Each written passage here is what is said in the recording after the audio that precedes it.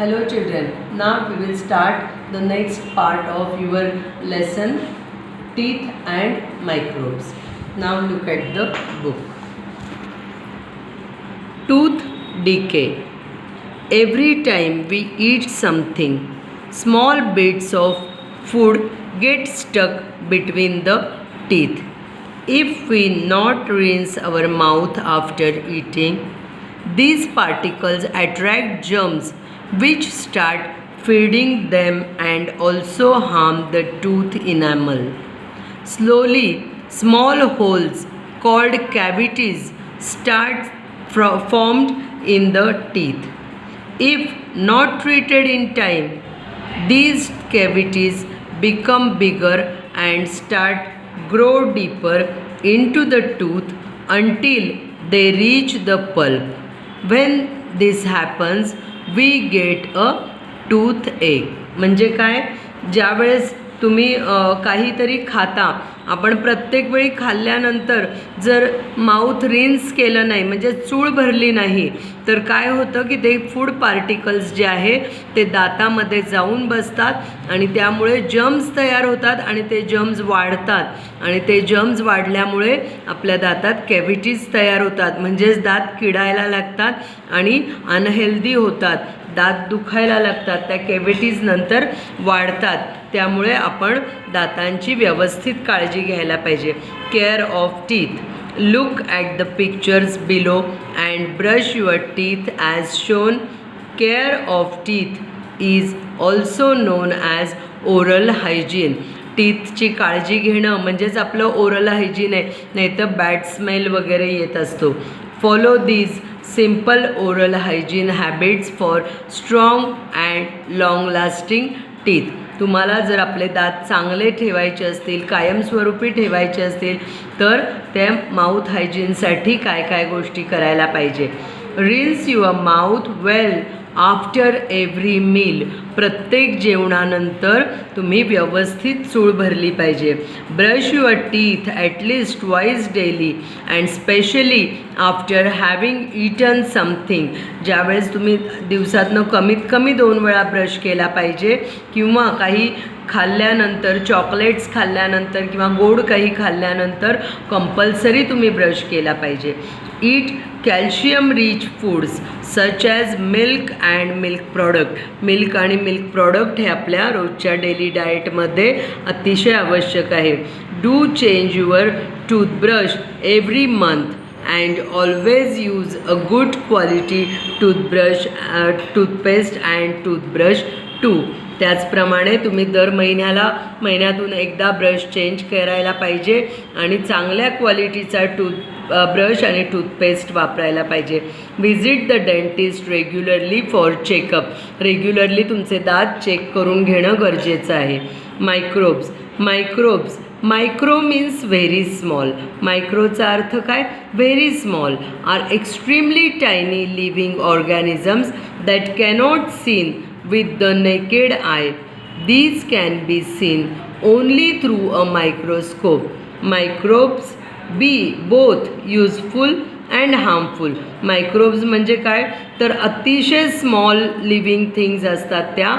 त्या फक्त आपल्याला मायक्रोस्कोप खालीच दिसू शकतात आणि त्या काही मायक्रोब्स हे युजफुल असतात तर काही हार्मफुल असतात. Look at the following 4 types of microbes. These are protozoa. This is name of the microbes. These 4 are protozoa. These are bacteria. These are fungi. These are virus. Useful microbes. Many microbes are useful to us. Yeast, a fungus, is a very important ingredient in bread and is largely used in bakeries. East हा अतिशय useful microbe आहे आणि तो आपल्याला ईस्टचा जो fungus आहे हा फार इम्पॉर्टंट आहे. जास्ती करून तो बेकरीमध्ये वापरतात ब्रेड वगैरे बनवण्यासाठी. Bacteria help in turning milk into curd and cheese. Curd आणि चीज बनवण्यासाठी बॅक्टेरिया उपयोगी असतात. Some bacteria present in our alimentary canal help digestion.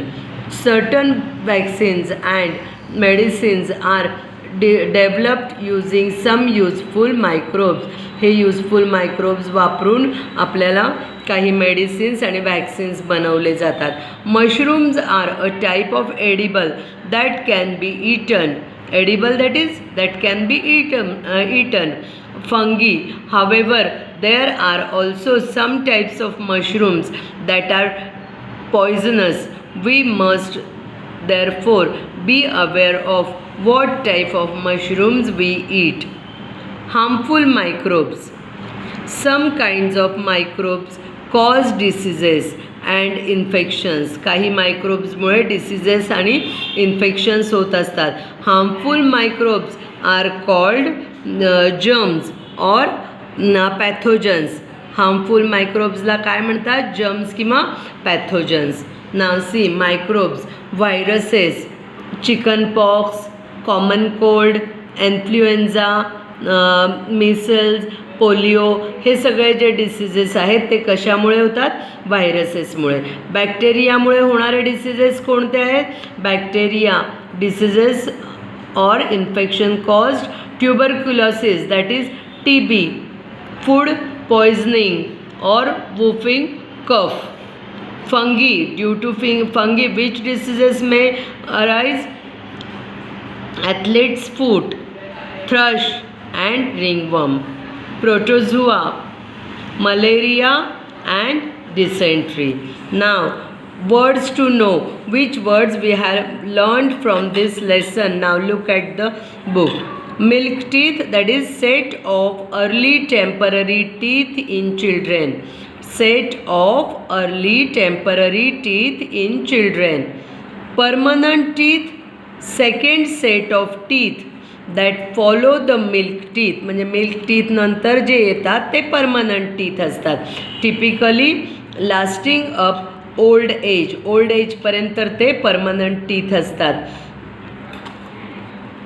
Enamel, hard white substance that covers the crown of the tooth.